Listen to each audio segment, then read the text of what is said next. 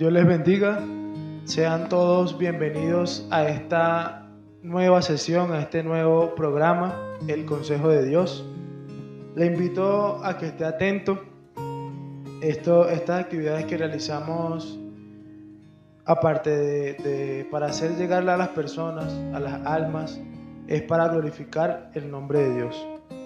Yo lo invito a que también siga nuestras páginas, nuestro canal de YouTube, nuestra página de Facebook. Tenemos contenido que también estamos subiendo constantemente, aparte de este programa que estamos creando, que se llama El Consejo de Dios. También tenemos otros contenidos. Le doy la bienvenida al pastor. Pastor, Dios le bendiga. Amén, el Señor le bendiga. Nuevamente acá con nosotros en este programa El Consejo de Dios. Le doy la bienvenida. Si quiere dar un corto saludo, un breve saludo. Sí, gracias.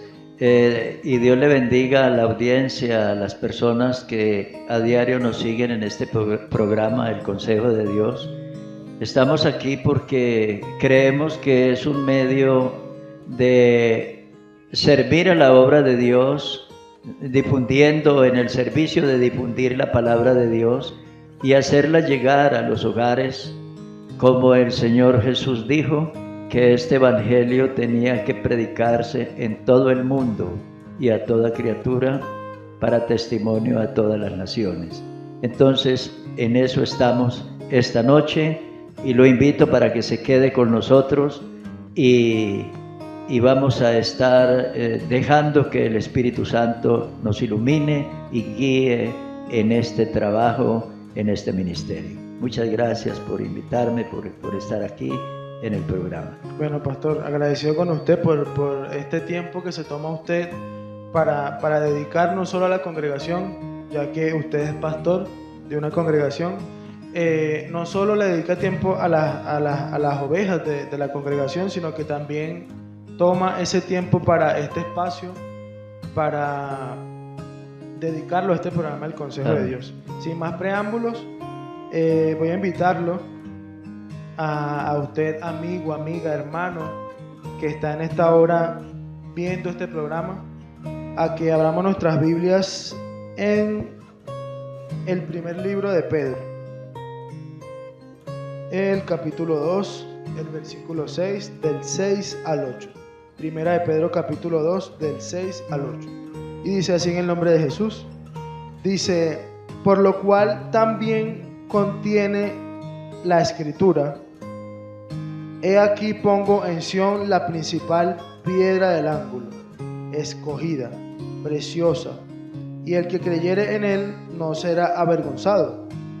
Para vosotros, pues, los que creéis, él es precioso, pero para los que no creen, la piedra que los edificadores desecharon ha venido a ser la cabeza del ángulo, y piedra de tropiezo, y roca que hace caer, porque tropiezan en la palabra, siendo desobedientes, a lo cual fueron también destinados. Entonces la primera pregunta sería, pastor, y quiero hacer acentuación en esto, la primera pregunta sería: ¿por qué piedra de tropiezo? ¿Por qué? Explíquenos usted más en esta parte, ¿por qué una piedra de tropiezo? Bueno, yo creo que esta parte es tomada de otros contextos bíblicos, y yo creo que se refiere a la construcción de un edificio, y entonces se habla de la piedra del ángulo, o sea, la piedra sobre la cual está fundamentada una construcción, o sea, un edificio. Lo que dice la Sagrada Escritura es que Jesús es la piedra del ángulo, o sea, la piedra principal, y que además es una piedra viva.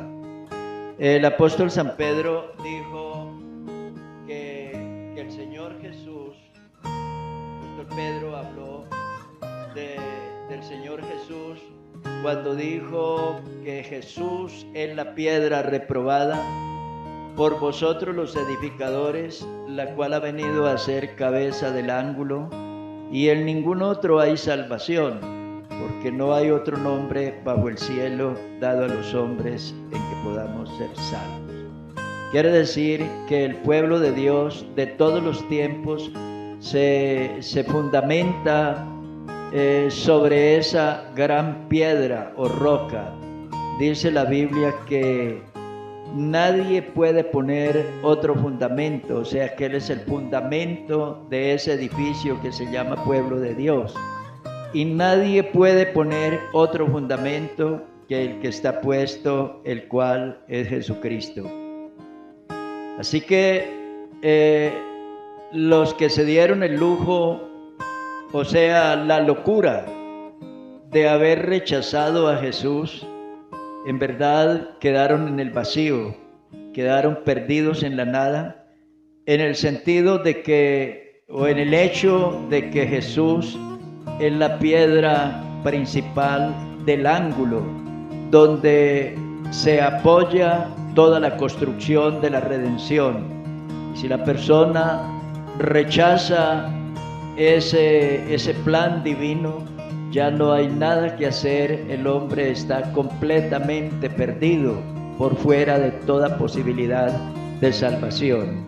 Entonces, yo creo que lo que ellos cometieron fue una locura, y el apóstol San Pedro lo está diciendo aquí, que ellos desecharon a la piedra viva, la piedra principal, la piedra del ángulo, y de esa manera San Pedro está haciendo notar que lo que ellos cometieron en verdad fue una gran torpeza al rechazar al Señor Jesús. Amén, pastor. Entonces, en pocas palabras, Jesús es el centro de todo lo que estamos hablando. Él es el fundamento del edificio, de todo el edificio de la redención. Amén. Al principio no les dije el tema que vamos a tratar, pero lo quería dejar para esta parte, porque en esta parte se abre como el contexto de lo que queremos hablar, y es que el título de este tema que estamos tratando es el desencanto. El desencanto es el tema que queremos tratar en esta hora, y quiero que aquí abramos en esta parte en el libro de los Hechos, el capítulo 1, el versículo 6. Hechos de los Apóstoles, capítulo 1, versículo 6. Y dice así en el nombre de Jesús. Dice: entonces los que se habían reunido le preguntaron, diciendo: Señor, ¿restaurarás el reino a Israel en este tiempo? Entonces, ahí está la pregunta, pastor. Si restaurará el reino a Israel en este tiempo. Bueno, yo creo que esta fue una causa que generó en ellos, diríamos, decepción. Pues el pueblo de Israel, la nación de Israel, y no solo Israel, sino muchos pueblos, habían estado desde siglos esperando y profetizando, anunciando la venida del Mesías. No solamente el pueblo de Israel. La Sagrada Escritura, al hablar del pueblo de Israel, dice que habiendo hablado muchas veces y de muchas maneras, en otro tiempo a los padres por los profetas. Entonces, la venida del Mesías fue algo largamente anunciado a través de los siglos. Se dice que hubo, por ejemplo, un profeta pagano, profeta falso, llamado Balaán, y él anunció la venida del Mesías. Ese Balaán era un caldeo de Mesopotamia, no era judío. Y él anunció por allá unos 1000 años antes del nacimiento de Jesús en Belén, él anunció la venida del Mesías cuando dijo: saldrá estrella de Jacob. Está hablando de la venida o del nacimiento del Mesías, que apartará de Jacob la iniquidad. También hubo un hombre por allá en la China, imagínense lo lejos, por allá en la China, conocido como Confucio. Él vivió por allá por el año 500 antes de Jesucristo, y miren lo que este hombre dijo. Él dijo: 500 años o 5 siglos después de mí, nacerá en Occidente el que será el Salvador del mundo. Entonces la pregunta es: ¿y por qué Confucio, que vivía en la China, que era un chino, por qué hablaba de la venida del Mesías, del nacimiento de Cristo? Y llegó a precisar, porque él vivió por allá en el año, diríamos, 5 siglos antes de Cristo. ¿Y cómo llegar a precisar la venida del Señor? ¿De qué manera? Entonces, porque la venida del Mesías era un evento que fue profundamente y largamente anunciado durante siglos.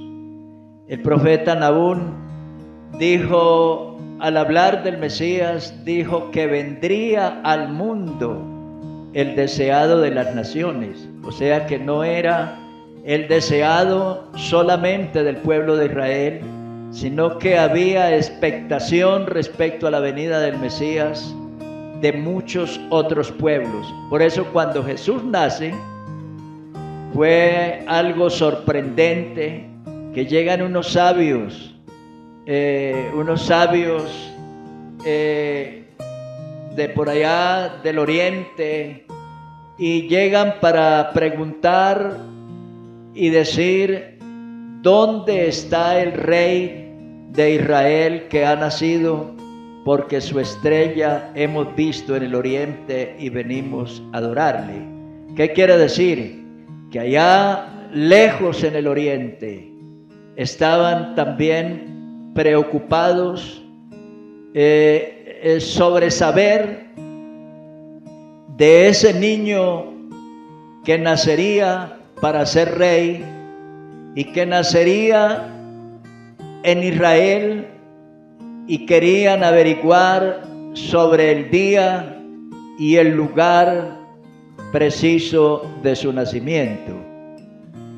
Entonces, si eso en cuanto a pueblos paganos, o sea, en cuanto a gentiles, cuánto más la espera, el tiempo de espera y la ansiedad que había dentro del pueblo de Israel esperando a ese Mesías.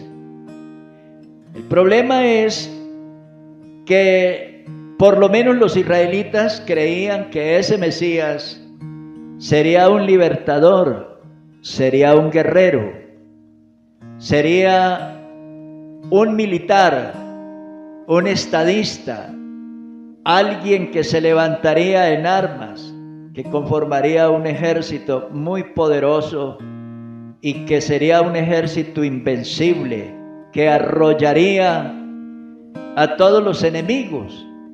Eso era lo que ellos creían, máxime en las condiciones en que ellos se encontraban. El pueblo de Israel hacía 500 años atrás habían perdido la libertad, habían sido hechos esclavos, habían perdido el templo y habían sido llevados cautivos. En ese momento el reino fue suspendido, la corona fue suspendida en ese momento, y durante muchos años, siglos, ellos servían a otros reyes, porque estaban bajo el dominio primero de persas, después de griegos, y ellos querían la restauración de su pueblo. Entonces, después llegaron a ser dominados por los romanos. Entonces, cuando el Señor Jesús nació, esa nación, o sea, Israel, estaba bajo el dominio de los romanos. Había un procurador, un gobernador romano, y había legiones romanas apostadas en ese territorio. Entonces, los judíos querían ser libres, querían ser una nación libre e independiente, recobrar su independencia y sacudir el dominio extranjero, el dominio romano, sacudirlo de su territorio.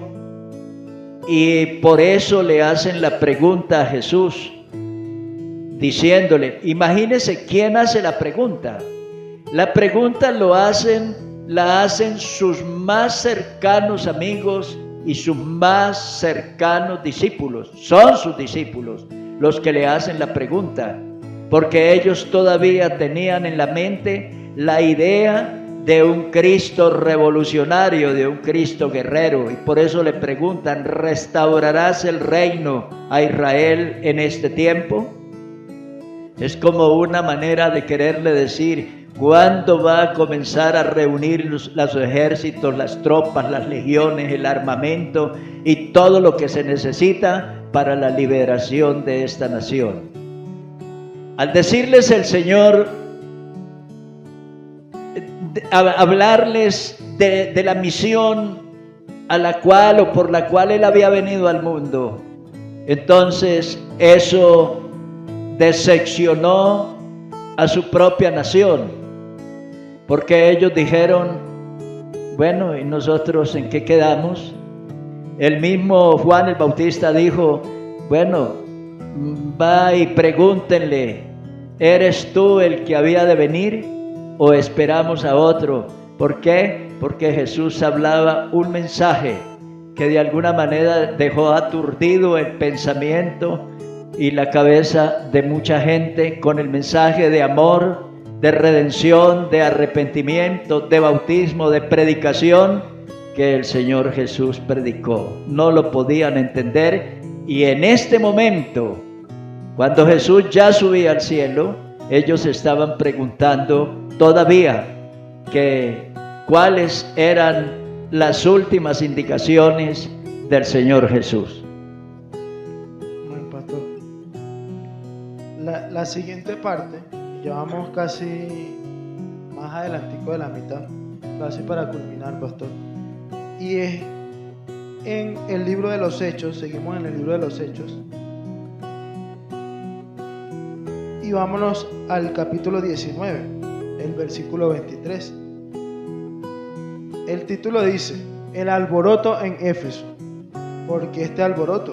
Entonces dice, hubo por aquel tiempo un disturbio no pequeño acerca del camino, porque un platero llamado Demetrio, que hacía de plata templecillos de Diana, daba no poca ganancia a los artífices, a los cuales, reunidos con los obreros del mismo oficio, dijo, varones, sabéis que de este oficio obtenemos nuestra riqueza. ¿Por qué este alboroto acá en Éfeso, pastor? Bueno, el Señor Jesús dijo alguna vez, yo no he venido al mundo para traer paz a la tierra. No he venido para traer paz, sino espada. Y para no era contradicción a la nuera contra su suegra. Bueno, de eso fue que el Señor quiso referirse. Entonces, al venir el Evangelio, al venir Cristo, se genera como una especie de choque. El Evangelio llega como a chocar con una cantidad de conceptos y de estructuras establecidas y preestablecidas. Es como si el Evangelio llegara a incomodar a las personas, a incomodar a los ricos, a los poderosos, a los líderes, a los sabios, a los inteligentes, a los intelectuales. Es como si el evangelio llegara para generar una especie de alboroto o de dificultad entre la gente. Entonces, el evangelio llega y choca con unas estructuras. El evangelio se predicaba por aquellas regiones y dice la Biblia que había unos artesanos, fabricaban templecillos de Diana, o sea que esto era una cuestión de negocios, pero también era religiosa.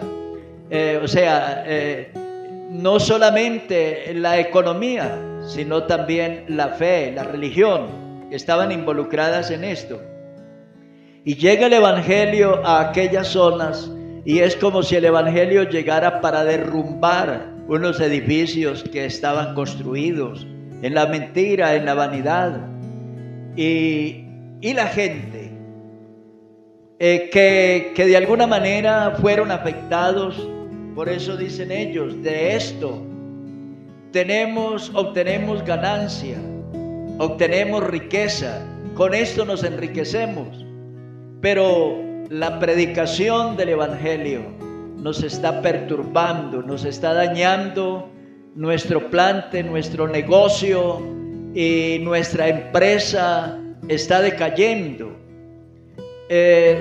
Yo creo que el evangelio de alguna manera llega para incomodar también en estas cosas, porque el evangelio a veces llega para tocar gustos, costumbres de la gente, formas de vida, formas de pensamiento, maneras de conducirse, y a la gente no le gusta que el evangelio les critique, que el evangelio les señale otro camino, el camino de la libertad, de la verdadera libertad, el camino de la vida eterna, el camino del arrepentimiento, del perdón y de la reconciliación, porque la gente quiere vivir en su pecado y entonces hay una especie de choque, el evangelio contra otras condiciones que están ya preestablecidas. Amén. Y es que usted, amigo o amiga o hermano que nos estará escuchando, no sé qué hora usted nos esté escuchando, pero usted quizás pensará de que es ilógico, ¿no? Que el evangelio cause este tipo de disturbios, de problemas en nuestras vidas. Pero en esta parte queremos dar el desenlace de por qué estamos hablando de este tema. Y este punto habla sobre las religiones. Y es que las religiones, cuando hablamos de religiones, hablamos en general. ¿O me equivoco, pastor? Entonces, otra vez en el libro de Hechos, el capítulo 16, el versículo 19 dice: pero viendo sus amos que había salido la esperanza de su ganancia, prendieron a Pablo y a Silas y los trajeron al foro ante las autoridades, y presentándolos a los magistrados dijeron: estos hombres, siendo judíos, alborotan nuestra ciudad. Entonces este es el desenlace, pastor, y la pregunta es: ¿por qué el evangelio quizás nos causa este tipo de situaciones en nuestras vidas? Bueno, entonces lo que tenemos aquí es una mujer que dice que tenía espíritu de adivinación, que tenía la capacidad de adivinar. O sea, leía el cuncho del café, o leía el tabaco, o leía las cartas, o yo no sé qué otras formas o métodos tenía, pero seguramente era una mujer muy acertada en el arte de la adivinación, y eso había hecho de sus amos, los había hecho verdaderamente ricos. Sus amos se habían hecho millonarios, habían adquirido una enorme riqueza. Entonces el evangelio llega allí, esta mujer es liberada por el poder, por la fuerza del evangelio, porque el evangelio es liberación. El Señor Jesús dijo que las palabras que Él habló dijo el Señor, las palabras que yo os he hablado son espíritu y son vida. Y además dijo, y conoceréis la verdad, y la verdad os libertará. Entonces esa mujer fue libre en esta ocasión, y al ser libre, esa capacidad de adivinación salió de ella, porque ella lo hacía mediante un espíritu, mediante las artes mágicas, las artes ocultas de la magia.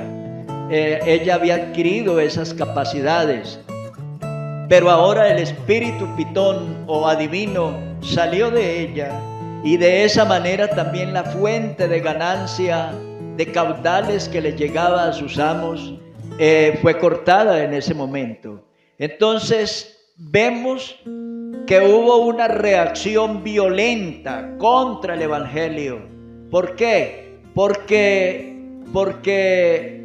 las personas se sintieron atacados y se sintieron que el Evangelio no solamente atacó la fuente de su ganancia, sino que se sintieron desencantados, defraudados, y en este momento actuaron de una manera con violencia. Entonces lo que nosotros vemos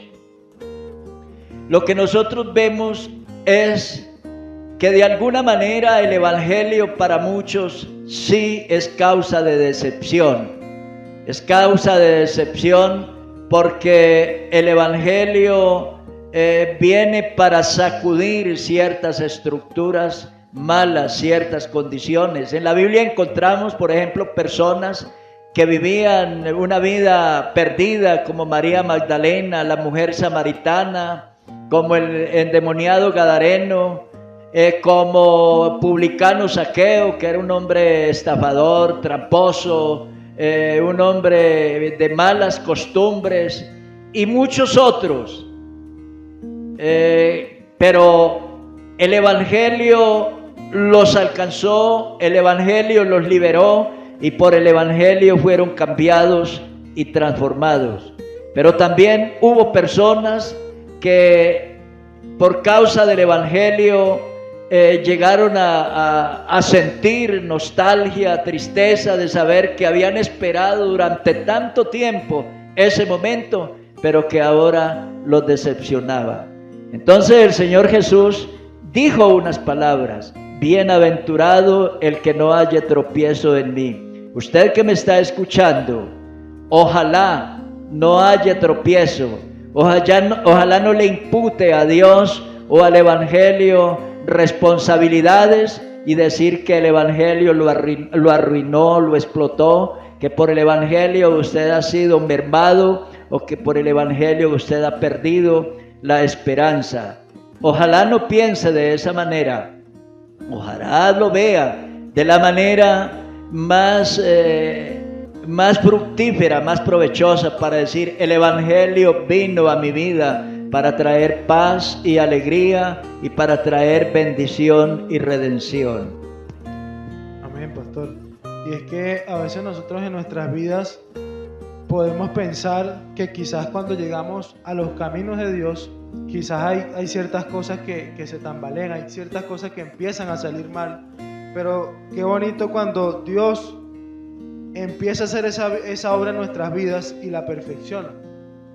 Entonces, gracias, pastor. Gracias nuevamente por este mensaje, como le dije al principio, porque usted se toma ese tiempo, saca ese tiempo para que este tema sea enriquecedor, sea de bendición, y esa es la idea, pastor. Si quiere agregar algo más. No, simplemente darle las gracias a usted por acompañarme en este momento, y gracias a los oyentes, y esperar que les sea de bendición. Tal vez usted ha dicho: hombre, es que el Evangelio me incomoda, yo quisiera ser famoso en el mundo o ser un conquistador en las cosas del mundo, pero el Evangelio no me lo permite. Bueno, el Evangelio no le va a permitir si hay cosas que son dañinas para su alma y destruyen su salvación. El Evangelio no se las va a permitir, porque el Evangelio lo que quiere es que usted sea libre y que sea salvo y salvo eternamente. Amén, amén. Bueno, pastor, esperemos tenerlo nuevamente en la próxima sesión del Consejo de Dios. Yo los invito a ustedes que están allá en casa, en el trabajo, en el estudio, a que usted siempre esté atento a esta palabra que el pastor y que cada persona que está en este lugar desarrolla. Y como le dije al principio, no se les olvide seguirnos en nuestras redes, nuestro canal de YouTube, nuestra página de Facebook. El grupo de jóvenes también tiene una página en Instagram. Entonces la idea es que usted vaya empapándose poco a poco de todo ese contenido que semana tras semana, día tras día, vamos subiendo a las redes sociales. Dios les bendiga.